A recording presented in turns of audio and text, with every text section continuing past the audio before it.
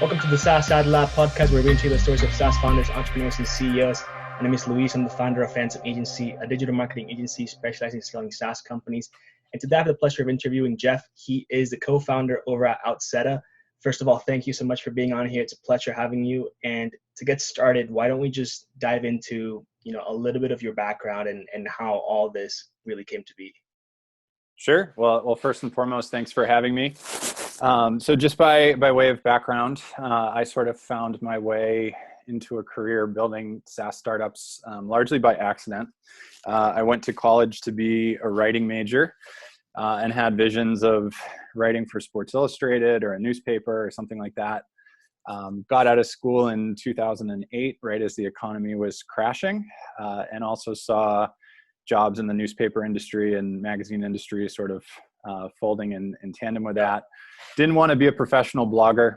So I went back to school, got an MBA, and ended up in Boston, signing on with a very small startup that's called Buildium when it was still a very, very young company. I was one of the first 7 or 8 employees there. And long story short, had no real interest in software, no real interest in startups, but I needed a job, so I took it. And I walked into quite unknowingly a great situation. Ended up leading the marketing team there at Buildium for 5 years. Had all kinds of success, bootstrapped the company to about $6 million in revenue, and then raised some venture capital thereafter.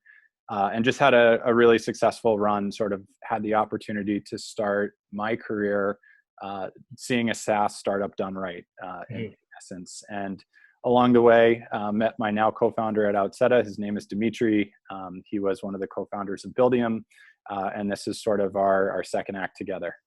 That's cool. Well, so that was the first one, and then this is the second one. Is that company still going strong? Yeah, it's still going strong. Buildium's killing it. They actually were just acquired about a month ago now by a public company called RealPage for $580 million. Wow. So it was a very successful exit all the way around for the investors, the employees, the acquiring party, and really, really proud of everything that we accomplished there, but equally excited about this next act. Yeah. Does that feel like you kind of walked out on that at all, knowing, like you could have been, because you were there early on, I feel like it obviously not guaranteed, but maybe you could have been part of, that exit?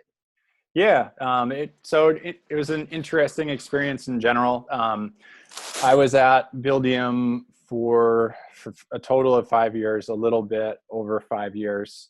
And I ended up leaving, not because I thought the grass was greener or anything like that. It was a company that I absolutely loved, that did so much for me on multiple dimensions. But I had started that job right after finishing my MBA. And after 5 years, I sort of felt like I'd been working on the same problem for 5 years, and I had done the MBA right out of college. So I didn't have any other job experience. And I said to myself, hey, I need to really diversify my experience and prove that I can make a similar impact elsewhere. So I left Buildium. I went off and ran marketing at a couple other venture-backed companies. And certainly I think I look back at my decision to leave with mixed emotions. I think that my motivations were sound, and frankly, I would probably do the same thing again. But at the same time, if I had stayed and stuck around another 3 or 4 years, I would have got to see the company through a different stage of scaling that I didn't have experience with. But in terms of financial outcomes and whatnot, Buildium is kind of an anomaly in that it actually paid out several of their employees up to 3 times. So they had a pretty interesting equity structure that we can get into if you want to. But when they first raised the money, then when they raised the Series A, both of those events in some instances triggered payouts for employees. And then when the company was finally acquired again, that triggered a payout as well. So I hit on one of those, missed out on a couple others. But, yeah, that's fine. You got something to work on now, right? So for sure. Let's talk about Outseta a little bit more. I was reading through the story, the story behind it. You got posted on the website. Obviously, it's very straightforward what you guys do, just from the tweets on there. I love that on the website too. Sure. But just for the audience, explain, where the idea came from and what Outseta really is like the core issue Sure. that it solves. Yeah, so the idea for the company Point Blank came out of our experience at this company I mentioned, Buildium, as we scaled the business from an early stage startup to about the $6 million in revenue that we bootstrapped till. I was the head of marketing during that time. My now co-founder Dimitri was the CTO. And as we scaled, I was kind of the person raising my hand and saying, hey, Dimitri, we're at a stage where we need to go out and invest in a marketing automation platform like HubSpot. We need to get a serious billing system. We need to get some customer support tools, something like Zendesk. And Dimitri is an engineer and sometimes a stubborn guy. And probably half the time he'd say to me, hey, go evaluate the software products that are out there. Come back to me with a recommendation and we'll purchase whatever we need. The other half of the time he would say, based on the needs that you described, I'm just going to build you something very basic that does whatever you need it to do. So we had built sort of a very basic homegrown billing system. We built a very basic support ticketing system. And as we years later sort of reflected on the technology choices that we made, we said, hey, those homegrown tools really served us very well. They were simple. They were cost effective, and every SaaS company out there is doing the same thing, even at an early stage. They're going out and they're buying 5, 6, 7, 8, 9, 10 different software tools, evaluating those tools, integrating those tools, maintaining the integrations. And that comes with just a lot of unnecessary overhead for an early stage business, whether it's technical overhead, maintaining all those integrations, or financial overhead, just jumping through different pricing tiers and different products. So we started talking to other early stage SaaS founders and we said, what are the common denominators in terms of software that every SaaS business needs? And we came up with sort of 3 well-known categories of software. You need a CRM to store your prospect and customer data. You need a billing system to charge your customers. And you need some series of what I'll call customer communication tools. So email marketing, live chat, help desk functionality, that kind of stuff. So those are the core features of the product. We sort of cover those basic needs for an early stage SaaS startup. But on top of that, the other part of the product that doesn't always come through quite as clearly is there's also a lot of table stakes functionality that every SaaS product needs to build that's not really a core part of their product offering. So things like, how do you register a user or sign up a new user on your website, allow them to pick from the subscription options that you offer, and then authenticate them into your product and show them the correct version of your product based on their subscription. How do you let your users log into your product and update their credit card information or upgrade or downgrade their account from within your app? These are all things that get sort of bolted on to a SaaS product, and it ends up just taking a lot of time and energy to build these things. So we offer quite a bit of sort of templated table stakes functionality that it takes to launch a SaaS app as well. That's super cool. Now, I feel like one of it's an awesome product because I feel like it takes away, like you said, just a ton of overhead. Even as, a marketing agency, you still see this type of problem where you need one, like just so many different softwares, and it's really all the same as a software company would use, right? You need your CRM, you need your live chat for your website, stuff like that, maybe an invoice creator, a proposal builder. So there's a lot of the same, similar things put together aside of you have people actually servicing instead. Now, it's awesome when you find a tool that can just take all that and put it together in a way that makes sense, and you can just build it out however you like, which sounds like it's exactly what Outseta is doing. Now, what is one of the main ways that, essentially you're getting this product into the hands that people that are looking for it? Yeah, so to your point, we have focused almost exclusively. If you look at our messaging, we're talking about SaaS companies. That's our roots. That's who we're bootstrap SaaS companies. That's who we're designing for. But there certainly are a lot of other use cases, whether it's marketing agencies or really just anybody that sells their services on a retainer basis. Outseta can work really well for. Right. But in terms of what we've done to get the word out. We are bootstrapping the business ourselves. We have no intention of ever raising venture capital. And given the size of the product, we've gone into this taking a very sort of long, organic approach to growth. And, if this is the last project I ever work on, I'll be totally happy with that. So what that means in practicality is we don't invest a lot of money at all, or really any at this point, in things like paid advertising. We've been optimizing pretty much every aspect of the business from the get-go for the long term. So the vast majority of our acquisition strategy to date, in the early days, it was a lot of email prospecting, just cold emails to other SaaS founders. But it's mostly hinged on content marketing. So first of all, thank you for having me on this podcast. But aside from that, we do quite a bit of blogging, and that's driving us the vast majority of our signups. The sort of third part of our acquisition strategy would just be largely indiehackers.com. Our product works really, really well in tandem with Stripe. We're a Stripe verified partner. And it's just a big community of founders launching subscription businesses using Stripe. So it's kind of a no-brainer for us to be active there. That's awesome. What about things like partnerships? So I looked and it says that you are a Stripe verified partner. I was actually on Facebook, and I noticed that you had a partnership with a company called, or not partnership, with an integration with a company called Hyperice. You're probably familiar with it. So I saw that on there too. Is that something that you're doing, with other cutting edge tools out there, just trying to find ways that you can both benefit from each other with an integration and then shipping that out? We haven't done a whole lot in the way of partnerships. Stripe is really the main one, just because the two products are sort of perfectly complementary to one another. I would say more so than technology partnerships, we're just focused on finding communities of SaaS founders that are building new businesses and just trying to be helpful in those communities however we can. There's a number of those I can mention. There's a Facebook group called SaaS Growth Hacks that's pretty large.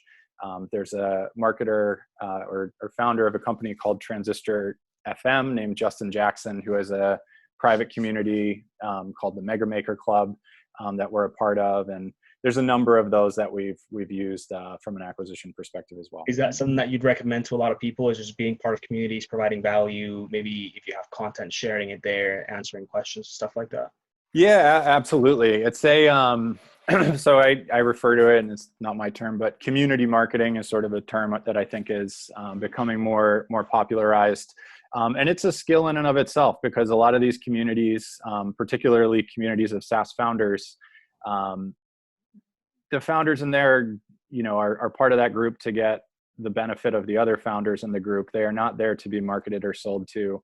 So it's how do you join that community in an authentic way, genuinely help other people, but in the process also expose them to your service. And there's a fine line there, but it's definitely something I would recommend to any company, regardless of the space you're in. I'm a marketer myself, and the name of the game is just find out where your prospects hang out and be there.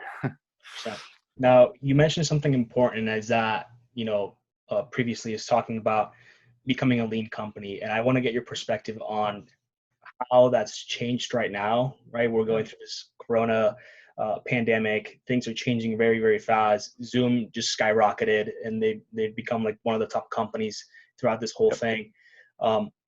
What is your experience with Outseta with that specifically? And maybe some of the things that people had said to you in the past regarding, being as lean as possible, or just trying to paste as many, softwares as possible together? Yeah, it's interesting. So, I mean, when you talk about the Silicon Valley approach of building a SaaS company, the vast majority of companies are focused on getting enough early traction that they can raise venture capital, deploying that venture capital to run the business at a huge loss and jack up their growth rate as much as they possibly can to show the potential of the business and hope that they get acquired, going forward. And while that's a common recipe, I think it's problematic in a lot of ways. When you do take that venture capital, you are committing to growth that I think is not a good fit for a lot of companies. And I think in the wake of everything that's going on right now, we're starting to realize that there's a lot of SaaS businesses that, frankly, before the month of March were doing great, and all of a sudden they're, scrambling to cut overhead in every place possible. They're going out of business. They're doing huge rounds of layoffs. And to me, that's indicative of, for the vast majorities of companies, that Silicon Valley model isn't necessarily the right one to be following. And I think, frankly, that's shown nowhere more than in companies' software consumption themselves. I talk to SaaS founders all day long. I routinely come across founders that, have subscriptions to HubSpot and Marketo. I was talking to a founder the other day who literally has subscriptions to ProfitWell, ChartMogul, and Baremetrics. And they just have all these fractionally used tools. And the mindset is, these subscriptions aren't terribly expensive. Let's buy and use every tool that we possibly can get any benefit of, and the costs are fairly negligible.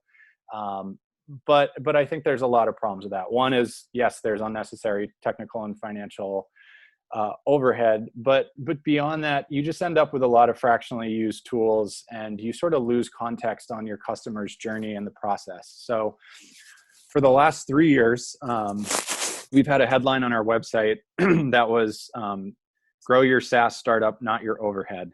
Mm-hmm. And we actually recently, at the beginning of this year, changed up that headline. My feeling as a marketer was we were kind of emphasizing price too much, and frankly, a lot of the companies we were talking to just didn't care. Yeah. But ironically, in the wake of everything that's happening, we've had a lot of people reach out to us recently, and they've said, we're cutting our subscription costs. We need to find a way to operate our business in a way that's more lean and more streamlined.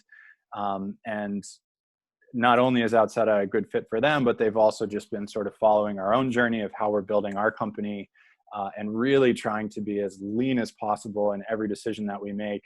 And it's starting to resonate. So do I wish, the current circumstances were what was causing that? No, not at all. But I do think it's a good wake up call for companies that there are means of running a business with a lot less overhead, and that could be attractive going into the future for a lot of reasons. Yeah, and I think, like you said, obviously there's a lot of companies that are suffering, right? Like a ton, probably a majority of them. But there's also a handful of companies and industries that are thriving throughout this whole thing, which, sure. I mean, you could say about literally any situation out there. There's always going to be pros and cons, but I think in the context that we're speaking in, I don't think it really. I think the entire coronavirus, thing that is happening right now is only being an accelerator to what would have happened regardless, had we just gone far a little bit longer, I think, because people are going to realize eventually that, working remote is actually, more productive. People are happier, et cetera. So it was only a matter of time, I think, and not necessarily circumstances. Yeah, it's been a phenomenal accelerant of remote work. And I think similarly, you're going to see a lot of folks that, for better or worse, got laid off, that are trying to figure out what to do next. And I think you will see sort of more indie hackers and more people trying to launch their own subscription businesses and products. And certainly we'd love to help them at Outseta. Awesome. Now, before we started with the interview, when we were talking, you mentioned something about running a company that I thought was interesting. Running a company with I forgot exactly how you put it, but like with no goals. Sure. I think you know what I'm talking about now. Yeah. So we're building what we call a self-managed company, and self-management is a thing. It's an organizational structure that isn't terribly popular here in the U.S. just yet. There are examples of large companies at scale that have embraced it. One is Zappos, the shoe company. They're probably the most famous example. But the idea is essentially you run a business without any hierarchy whatsoever. So there's no bosses. People are basically assessed just on their contributions to the company and merit. My co-founders and I, none of us identify as the CEO. We don't have formal titles. I just kind of gravitate towards doing the marketing and customer facing work because that's my skill set. And our engineers gravitate towards doing the technical work because that's, the skills that they have. Right. And it's not any rejection so to speak, of authority or hierarchy. It's just, we think that you can create a workplace that's much more engaging using this format. And aside from no bosses, we don't really have budgets. We don't really have performance targets. All those sorts of things. And the thought process there, just using performance targets as an example, a lot of times I think sales quotas or just other goals actually drive negative behaviors. So you set this kind of arbitrary target, you come to the end of the quarter, you're doing everything, you're offering deep discounts, you're doing everything to get those sales through the door before the end of the quarter to hit that goal that in the first place is arbitrary. And then you kind of exhaust your sales pipeline, you discounted your product, and you sort of manipulated your business in a way that you really didn't need to, in the vein of hitting that kind of artificial goal.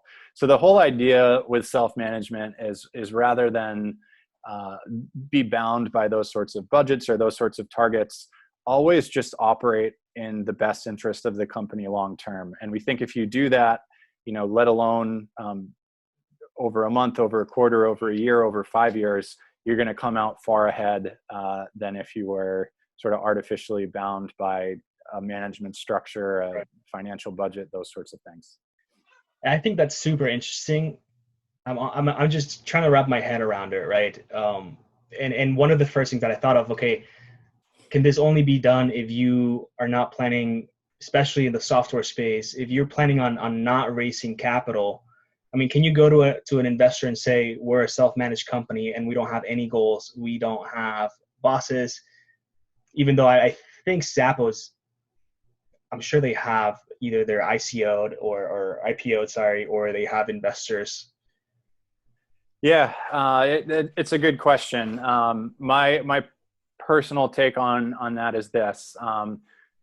First of all, yes, I agree with your point. This is an organizational structure that's not terribly compatible, probably, with most investors, and that's fine. Right, expectations.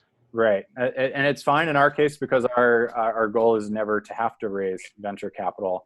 But I would argue, I do think investors as a whole are pretty smart people, and in any business, regardless of your organizational structure, if your metrics are good enough, if your traction's good enough, if you're growing at a healthy rate, I think you can probably get investors on board that are happy with whatever organizational structure is being used, particularly if you can point to it actually being helpful to the company. And I think just in the context of our small team, it's certainly been helpful. I think we're farther along than we would be without it.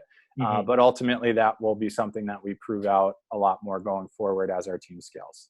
Right. And like you say, I think it's important, to just explain how it would work and the benefits of it, because I do think just from hearing it, not even giving it much thought, really, it seems valuable, right? If somebody doesn't know how to do something, you said it would, increase engagement, which I ran it through my head and immediately it does, right? If I don't know what I have to do, then I just ask someone, and if they don't know, then they send me to the person that they know who knows. So just stuff like that, where it would definitely, I think people would work better not knowing everything that they have to know. Yeah, and it probably, honestly, people kind of latch on to this notion of no bosses, but it's not about no bosses. At the end of the day, what self-management is really about is empowering your employees and allowing them to make decisions autonomously. So part of self-management, it's in vogue these days in the world of software to run your business with a huge amount of transparency. And that's a prerequisite for doing this. You can't give an employee free rein to make decisions autonomously without asking other people if they don't have all the information that typically a CEO or the founders or the executive team would have. So if you work at our company, whether you're a co-founder of the company or a contractor, you're going to get access to every piece of data, every piece of information about the business, because you need that in order to make decisions. So as an example, we're still a small team. So, I'm doing the vast majority of the marketing work, but as we scale out the marketing team, if there's a marketer that's working alongside me, they don't have to come to me because I'm the co-founder and ask me if they can make an investment in a particular marketing channel. They can just go do it themselves if they think it's the right thing to do for the business. And the reason that they can do that is because they have the same context that I do. Right. And that's a huge part of the model. That's cool. That's super interesting. Yeah. Now, throughout this, I guess to just keep on talking about this, topic is, what is, in your experience so far from doing it, the hardest thing about it? Yeah, that's a good question. I think the hardest part about it, honestly, is really buying into it at first. There's a reluctance, especially so we've been doing this for the last 4 years, and had sort of taken inroads down this path even prior to that. But even for myself, and particularly for people who are new to working in an environment like this, it sounds like this really freeing, really liberating idea. But then you find yourself in a position where you essentially have the same power that a CEO would have, and you have the ability to act quickly and make decisions and spend money. And it almost feels unnatural to start. You're kind of looking over your shoulder saying, hey, who should I be telling about this? Right. And the model is not it's not meant to encourage people, to make decisions in isolation without ever talking to other people about it. It's just saying, there's no formal chain of command here. We certainly encourage you to talk this over with whoever can be helpful to the conversation. But when you're ready to act, go ahead. So I think just almost getting out of your own way is one of the big challenges that we've realized early on. And I definitely think this is a topic that we plan to talk a lot more about going forward publicly on our blog and whatnot. But frankly, a lot of the challenges are ahead of us. Running a self-managed team of 4 or 5 employees isn't too difficult, but when you get to hundreds of employees, thousands of employees, you do have different challenges that need to be faced at that point. And one of the things too is, just thinking about it, when you bring people in that have been working at an organization where it's a complete opposite, right? You're going to have a lot of habits that need to be broken, that need to be rewired just to get them on board. And another question with that is, how do you look for team members, right? I feel like there's got to be a specific mentality, personality to really match with this idea. Absolutely. I think one thing this 100% does is makes human resources, people ops, whatever you want to call it, hiring in general, even that much more important. I've always harped on hiring in the context of a startup, particularly a high growth startup, is probably the single most important thing that the company does. But even more so in this regard, it does take the type of person that is a self-starter, the type of person that would succeed working remotely, to be frank, and the type of person that's really self-motivated to come in and sort of fully take advantage of this organizational structure and thrive. There's going to be people that this isn't a good fit for at all, and that's totally fine. And I think it really results in, it forces you to hire slow, which isn't necessarily a bad thing. At our size, we've been fairly fortunate so far. The people that we're working with, whether they're full-time employees or contractors, are largely people that we've worked with in the past that we knew would sort of excel in this format. But going forward, certainly hiring is going to be of critical importance. Yeah, that's awesome. Now, to switch gears here, we've got a couple minutes to talk a little bit more about the personal, aspect of growing a business as a founder / not a founder, because the structural idea behind it. What's it like, to be in the position that you're in when it comes down to personal? Like, I feel like there's a lot of things, and I don't know if I think now what we've talking is you've always worked remotely with Outseta. Outseta has always been 100% remote. Yeah. When I was at Buildium that we talked about previously, I started out there working in-house in their Boston office for 2 or 3 years. At that point, I had just spent my whole life in New England and was ready to run away from the cold. And I asked my bosses at that point if I could work remotely from San Diego. Moved across the country. They gave me free rein to do that. And I've been working remotely for 7 or 8 years ever since. What's for everyone that's remote right now, that's not used to it, that's not, anything like that, what's the most challenging thing and how do you tackle it? Yeah, good question. Honestly, I'm a bad person for this question. My first day when I got to San Diego, and it was like my first day working remote, I was living like right on the beach. It was a sunny day out. It was beautiful. It was 80 degrees. And I remember like looking out the window, just being like, how am I ever going to do this? I just want to go, drink a beer and sit on that beach. How am I going to be disciplined enough? But I think for me, I've always worked in the context of early stage startups, or relatively early stage startups. And the reality is there's nowhere to hide. If I don't do my job, it's going to be glaringly obvious. And I recognize that pretty quickly. And I think I also, both at Buildium and at Outseta, was hugely motivated by the fact that I had an employer and now myself, that permitted working remotely and sort of gave me that level of freedom. And to me, that was liberating and made me work absolutely harder than I would have otherwise if I was going into an office every day. But my tips in general for people that are new at it, one of the best things that's ever happened to me is I live in a fairly small 2-bedroom condo. And I had kids recently. We were expecting to have one. We had two. And all of a sudden, the office that I had went away to childcare. Yeah. So I have a detached garage that I'm actually sitting in now, that I've converted into an office. But it was a blessing in disguise because I'm in this garage, which is a private space. I don't have a TV. I don't have a bathroom. I don't have a refrigerator. I have a computer and a desk. So when I come in here, I have nothing to do literally except sit down and get work done. And for me, that's been a huge productivity hack, just sort of isolating yourself. I know everyone's isolated now, not on their own accord. Right. For me, that's really helpful. Yeah, I think having your like designated workplace where that's the only thing that happens in that spot, I feel like that's super helpful.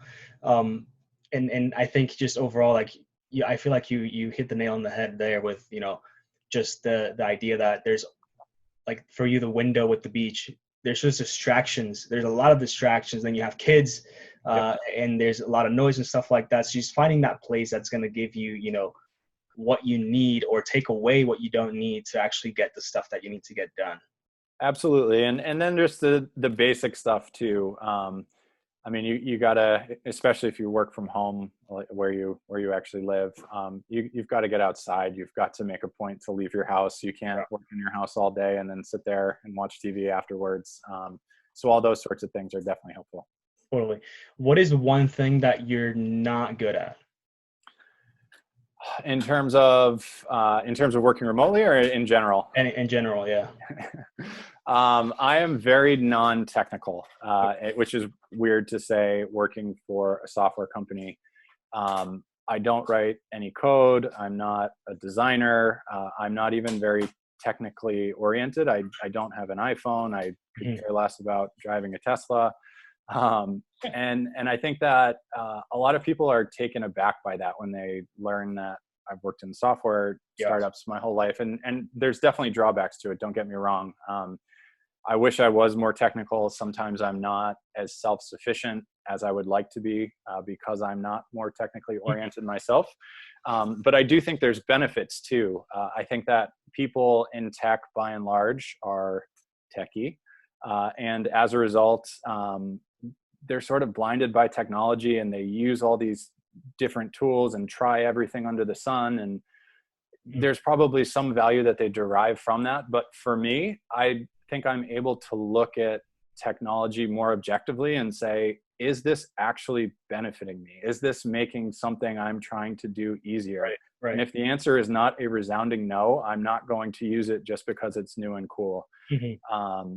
So I think that's probably the biggest thing that comes to mind in the vein of running a SaaS startup.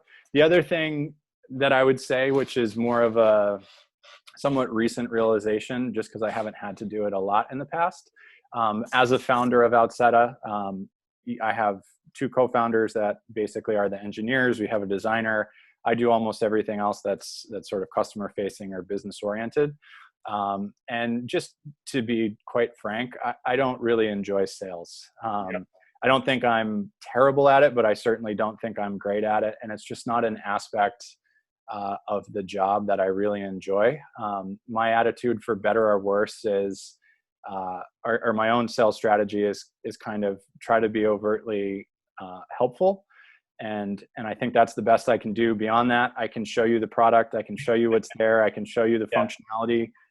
But I'm not going to do a whole lot to really sell you on it. I'm going to show it to you and let you make your own decision. And that's probably not the hallmark of a great salesperson.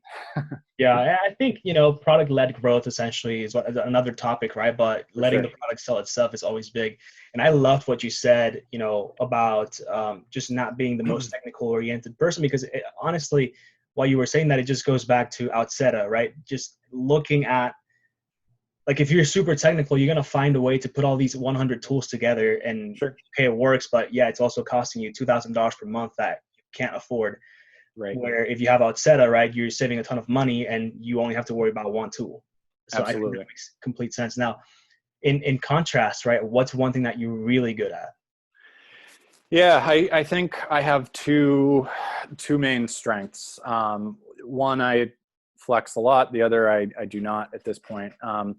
The two would be, I think I'm good at leading in a non-threatening way. And when I've worked in larger companies and companies at greater scale, I think the people that I have managed directly in those circumstances have thrived working under me and enjoy that. And I really like the people aspect of business. I think a lot of people, particularly in tech companies, love the tech and don't love the people. I love the people and I don't love the tech. But frankly, working in a self-managed company and at a company the size of Outseta at this point, there's not much to lead. The other thing that I think is a strength is writing, and it goes back to my writing background. Most of our acquisition strategy, as I've mentioned, is around content marketing, and that's probably what I invest at least 50% of my time and effort doing. That's super cool. Now, if actually, how do you find stuff to write about? Yeah, that's a good question too. I think for me, the cheat code that nobody ever really told me about when it comes to founding your own business is I don't have to think too much about what to write about. I just write about my own experiences trying to grow Outseta. If you read our blog, a lot of it is, these are growth experiments that we ran. These are challenges we were faced with and how I'm thinking through them. I've written a lot recently about our positioning and messaging specifically. One of the challenges with a all-in-one solution is a lot of buyers get this perception that you do too many things, so you can't do any of them well. And how do we, speak to the all-encompassing nature of the platform without sort of giving buyers that feeling that we probably don't do anything so well. Right. So things like that. That's cool. That's awesome. Do you have any companies that you look up to in software specifically as far as what they're doing? Yeah, absolutely. Buildium is an answer I would have said forever, and I maintain it's an amazing company. But they operate in the property management industry, so it's not one that's often cited in SaaS circles, so to speak. Couple companies come to mind that I'd love to give a shout out to. The first one is definitely Outseta. I'm probably Outseta's biggest fanboy at this point. I've got some friends over there. I think it's just remarkable that they made the decision to buy out their investors previously and, sort of take over control of their own fate. And, they're a business at scale at this point that has sort of these self-imposed restrictions because they've got to pay back the investors that they bought out. But there's not too many people in SaaS or anywhere that would walk away from the pot of gold that those two co-founders did. And I really admire their motivations and the creative aspect of building their company that they've emphasized. Another that isn't as well known that just amazes me as a remarkable company is called springboard.com. Springboard is a online education company based up in San Francisco that sells online courses in things like software engineering, digital marketing, UX design. It's just one of the smartest, nicest groups of people I've ever come across. Whoever is working in HR for Springboard is doing something right. I'm consistently really, really impressed by just the quality of their employees and how nice everybody is. And also I'm, those are the two that immediately come to mind.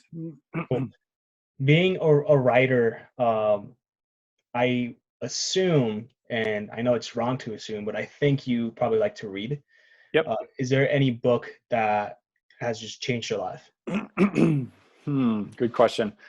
I wouldn't say particularly, like, as we think about business books, there hasn't been like a singular book that's changed my life. There's two that I would mention that have had influence. One is a totally unoriginal answer. The other is pretty good. The Lean Startup by Eric Ries. Everyone has read it. But I think anyone that works in startups, that should be like required reading the first thing you read. I think if, as someone that's been in this space for 10 years, those concepts are sort of second nature to me at this point and are to most people. But if you're new to tech, I can't think of something better to read to start out than that. The other one would be a book called Reinventing Organizations by Frederick Laloux. He is sort of like the pioneer or one of the pioneers of self-management that we've been talking about. And his book is probably the most comprehensive study of businesses that have embraced self-management and grown at significant scale. So a lot of the concepts around supporting autonomous decision-making and even just like allowing people to sort of drop their professional facade and bring the entirety of their humanity to work with themselves. Those are concepts he talks a lot about in that book. And it's a book that really brought our co-founding team together. That's awesome. That's really cool. I'll have to check those out. Two more questions here and we'll wrap up. Where can people find you online, Geoff? Yeah. Outseta.com. Certainly. If you want to check out our product, I'm kind of down on Facebook. I'm very active both on Twitter and LinkedIn. I'm a Geoff, so it's Geoff Roberts. Would be happy to connect with anybody. And over at indiehackers.com as well. We're quite active there. Cool. Awesome. And last question, do you have any questions for me? Yeah, I don't, honestly, I don't know a ton about your agency. I'd love to just hear a little bit about it. Obviously you focus on SaaS, but how long have you been around and what are sort of your goals and motivations?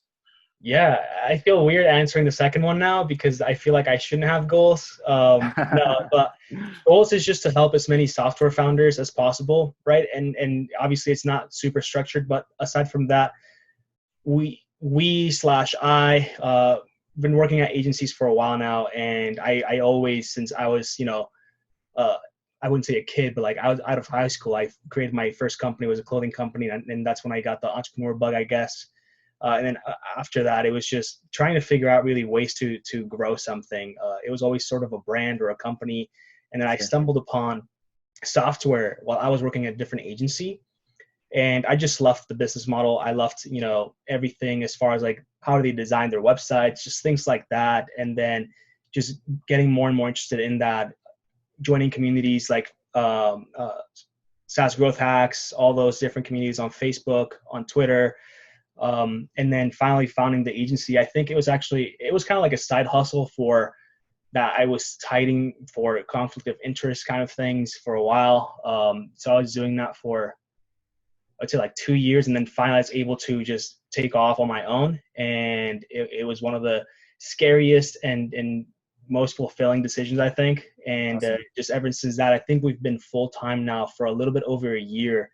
But it's been great so far. And obviously building the relationships have been just amazing. And the podcast is really a way to connect with more people for sure at somewhat scale, but it's been a journey on its own. Very cool. And what, what kind of work do you specialize in? Is it a lot of paid advertising or SEO or? Yeah, it's mainly paid advertising. So all your, display, Google, Facebook, all that stuff, content that is related to that creation, and a lot of copywriting too. So big on, using human behavior, psychology, frameworks and stuff like that to get people to act on stuff. It sounds kind of shady when I say it, but it's just, part of advertising as a whole. Conversion copywriting. Absolutely. Right. Exactly. Yep. So just, the bread and butter is really the paid advertising side of things. Very cool. Well, certainly I will keep that in mind. As you would expect, given our product, I'm also talking to SaaS founders all day long, and they frequently need marketing help. So awesome. Yeah. Let us know. And again, Geoff, thanks for being on here. It was a pleasure. I really enjoyed our conversation. And for anyone that's watching, listening, make sure to subscribe, like, give it a review and stuff like that. And we'll catch you on the next one. All right. Thanks so much, Luis. Thanks for having me. Take care. Bye-bye.